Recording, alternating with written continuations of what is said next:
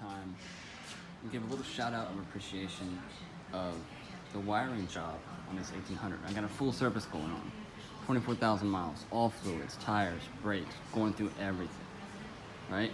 And the first thing when one of these things pull up and you look like this,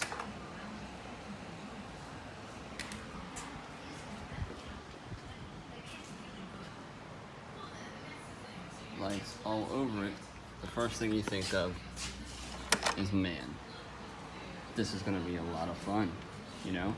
Because you're counting on their wiring job, you're counting on everything working, you're counting on the availability to get to things like the tire, the brakes.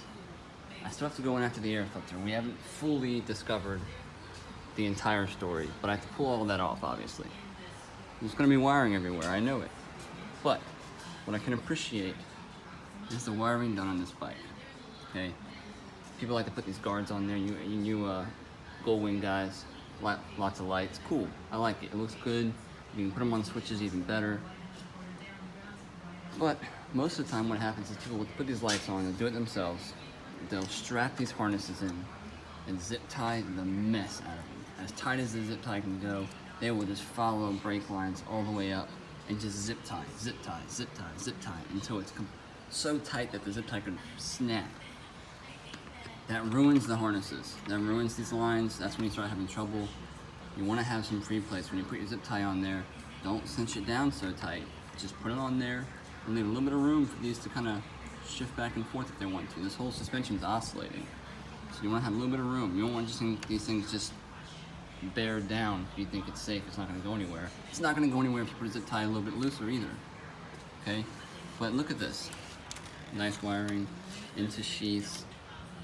I can disconnect it. And these two ones back here, that one and that one, go all the way up, which is fine. But there's still enough free play there for me to swing these all out and put a nice little wire tie to hold them back up out of my way. I don't have to worry about them.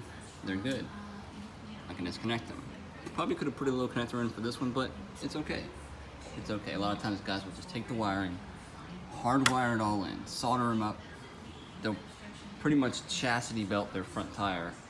It makes it really hard for us to get to them, and guess what? We gotta charge more. We gotta take time of clipping off all the zip ties, making sure everything's working right. Undo what you've done to make it easier for the next person.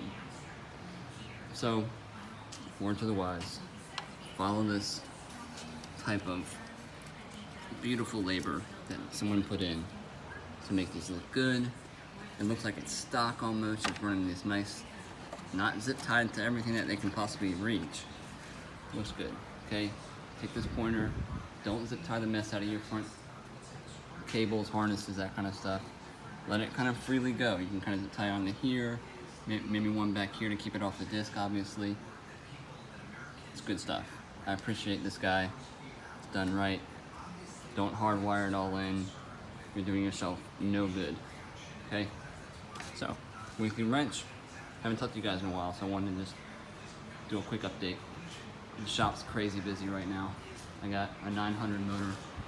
I have to redo and bore out the cylinders on that one because in a flood, I go through the whole bottom end. Valkyrie over there is getting work done on it. I had to pull the motor on that, do all the carbs, front fork seals. But we're rolling. Busy, busy, busy. Spring is sprung. You guys ride safe.